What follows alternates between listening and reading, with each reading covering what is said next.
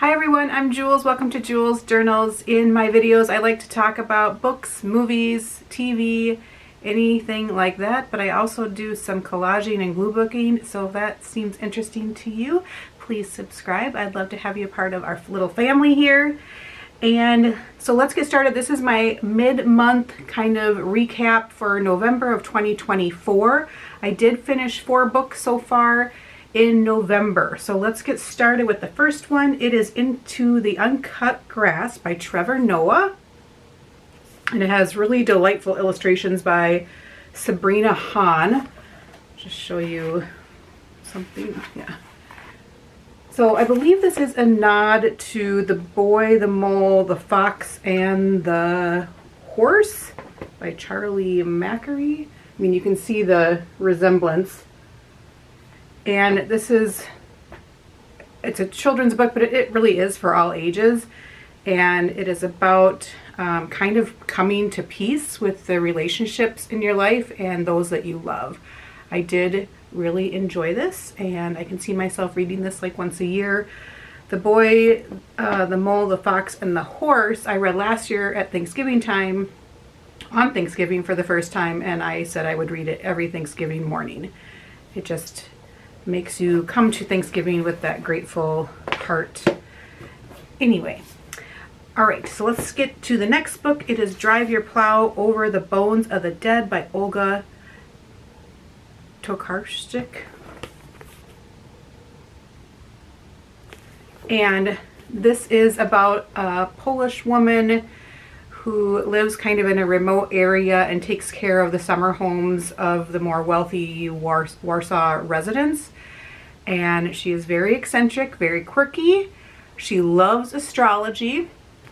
Her and her neighbor find one of their other neighbors dead, and they end up trying to solve the murder, and other people start dying as well, and they are trying to solve it. She is pointing to a deer, saying a deer did it because of their mistreatment of deer and the cruelty to animals. So she loves animals, she loves astrology. You have to be in the right state of mind to read this. It is very quirky and very eccentric, but I did enjoy it. There's some great lines in here that I've tabbed and highlighted. So I would give this a 4 out of 5 stars. The next one I finished is John Fowles' The Collector. And this was written in the 60s, and for the first half of the book you are following this guy who is young. I think he's only like 22 years old, and he is really a recluse and kind of awkward, and he ends up admiring this woman and ends up abducting her. You know this right away, so that's not really a spoiler. I think you know it from the back of the cover. And he puts her in his basement. And the first half of the book is from his perspective. The second half of the book, we switch to her perspective. So I read a review and they said, you know, I was expecting to read this. I wasn't expecting to be in their minds. Like, that's what you feel like you are, and you have some sympathy for the main character, the kidnapper, Frederick. So you do have some sympathy for him, which is a weird place to be. I did enjoy it. I would also give this 4 out of 5 stars. I've had some good reading lately. I just feel like I'm picking the right books for me and not trying to read things that I wouldn't enjoy. The next book I did on audio, and that is Angela's Ashes by Frank McCourt. This is a memoir from Frank McCourt, and he was born in Brooklyn, and then when he was about 4 or 5, they moved back to Ireland, to Limerick, Ireland. And it's about a coming-of-age story of him growing up in Ireland, fairly poor, until he's about 19 is when the book ends. But I really enjoyed this. There's actually a lot of humor in it. The parts that are sad don't seem so sad in the book because of it's being told from the child's perspective. So if something bad happens, they're like, well, yeah, you know, they don't have as much emotion around it. So there's a lot of humor in this book. I found myself laughing out loud, and I really enjoyed this book. It is narrated on audio by the author, the Frank McCourt, and he does a phenomenal job. And part of the book is about their father, so there is quite a few children, and then their father can't hold down a job, and when he does have a job, he spends the money on booze, but he still has that nurturing relationship with his son and tells him these grand stories, and which really inspires Frank to become creative and to become a writer. So it's a very moving book. We did end up watching the movie of this, my husband and I. He had started the book many years ago and didn't finish it, but he said he would want to watch the movie, so we watched it. The movie is more sad because you're also seeing it from more of an adult perspective of things that are happening. So I found it more sad, the movie. But I did really enjoy it. There's some funny parts, there's some humor where probably there shouldn't be some humor, but there is. We both really liked it. I mean, it's bleak, it's sad, but it's a good story, and I feel like, I don't know, I just really enjoyed this. I gave it 5 stars, both the book and the movie for different reasons, but love them both and highly recommend that book. One movie I want to talk about, kind of bounce it around here in my video, but I did go see it in the theater, Small Things Like These, and this is based on the book by Claire Keegan. Claire Keegan, if you have not read her, she's amazing. They're short little novellas. I have 3 of them. Foster. This one I have not read yet. So late in the day. I don't think I have. I think it's Christmas Stories. And then Small Things Like These. And the book, it's hard. It's a hard read, especially now in the world that we live in. But it is very important. The movie was quiet and deliberate. Like, even the breaths of the characters you could hear, and it just was slow but intense as well. And it is about the corruption in the Catholic Church in Ireland and their treatment of expecting women and women that have babies out of wedlock or too young. And it spans, this was happening in Ireland from like the 1920s to the 1990s, which is unbelievable. I don't think I've ever been to a movie where we just sat afterwards, cried. There were things in the credits that made us cry more, and people just sat there. Like, oh, it was very heavy, but very good and very important. And as the book shows us, it just shows how an ordinary character can make an impact on people and change history and change things for the better for other people. And I really love it. If you haven't read it, I think you should read it. Small Things Like These by Claire Keegan. And then the movie, Cillian Murphy is the lead, and he is amazing. And then it's kind of strange that Emily Watson is one of the nuns, and she's horrifying, but she's also the mom in Angela's Ashes, so that's kind of a little full circle moment there. So let's talk about something a little more uplifting and talk about the books I hauled this week. I actually got 7, not this week, first half of November, so I mean we're talking like 2.5 weeks, so it's not that bad. Okay, first book I got is Of Time and Turtles. This is now in paperback. I love that it has the deckled edges, and this is by Cy Montgomery, and it's about turtles. It's nonfiction and about turtles. I heard this was amazing, and I think she has brand new one out about chickens. All right. The next book I got is Swimming in the Dark by Tomasz Drojowski. I should know how to pronounce these names. My last name is Polish. Okay.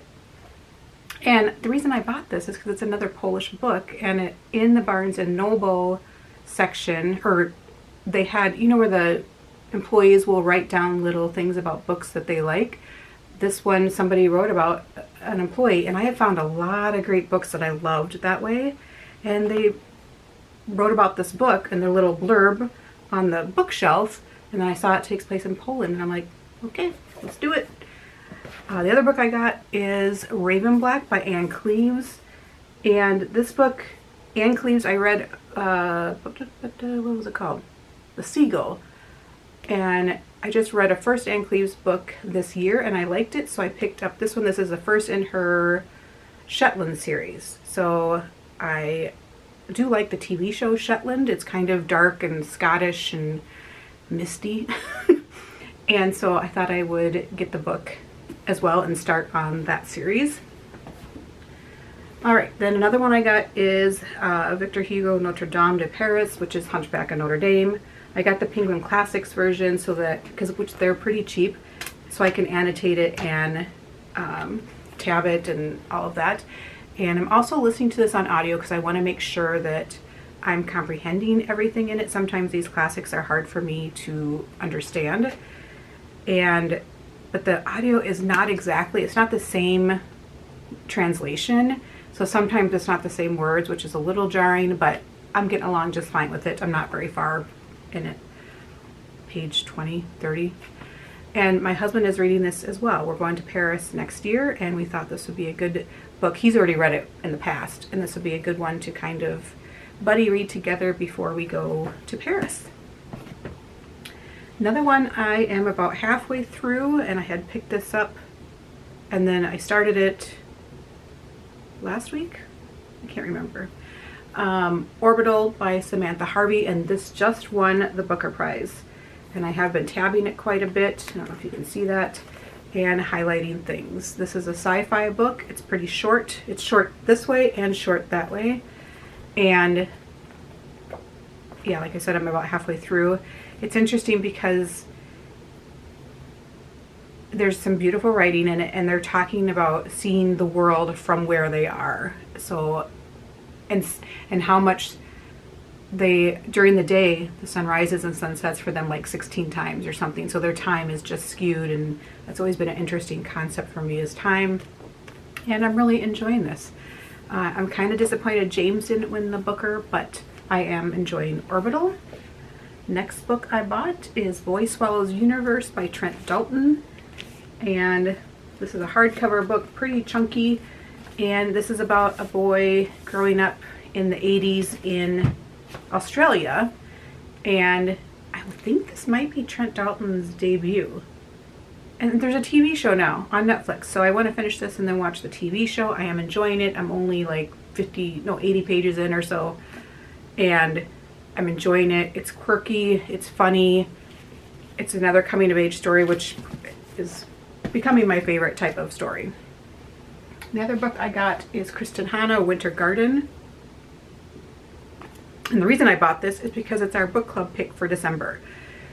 Well, the theme was something that takes place in winter, where it is snowy. So this was the book that was chosen. And I have read a few books by Kristen Hanna and enjoyed them. Not loved, I liked them.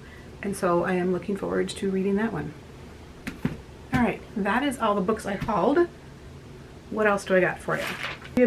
Currently I'm reading Orbital, Boy Swallows Universe, and then I'm listening to, I think it's the fourth book, Bloody Hollow by William Kent Kruger. It's the fourth book in the Cork O'Connor series. I'm listening to that, and then I'm also listening to and reading Hunchback of Notre Dame. So currently I'm in the middle of 4 books, and so hopefully I will get those finished by the end of November. All right, so let's talk about some movies and TV to finish this out. Like I said, I went to go see in the theater Small Things Like These, and we started watching the new season of Only Murders in the Building. Love that show.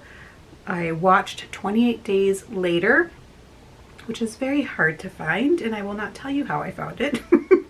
But I like that the new movie is coming out soon. So I need to watch the second one, which is 28 Months Later, and then the new one is 28 Years Later. And then it's like a zombie movie. So if you don't like that type of thing, don't watch it. I've been watching Whitechapel kind of in the background. I think I'm almost done with that TV show. I started the season 2 of The Diplomat. I'm not getting on with it. I don't know. I loved season 1. Probably not the right time or place at that time that I tried watching it, but I watched 1 or 2 episodes and I'm like, meh. And then Shrinking season 2, we love Shrinking. We're watching that together. We are loving the new season of that. Shetland I started watching again. I have watched it in the past, but I started watching that again because of the Anne Cleeves series. And like I said, I watched Angela's Ashes movie. And then Silo. I rewatched Silo season 1, which I have watched a few times. It's one of my favorite shows that's come out in the last decade. And I realized that I could watch the first episode of season 2. So I watched that and it was fantastic. And it's dark, if you know how season 1 ended. So yeah, it is dark and bleak, but I really like the dystopian universe that they're in and curious to learn more about what's going on. So I really like that. I think that is all I have to share with you guys today for my mid-November wrap-up. Hope you guys are doing well, and I will check in with you soon.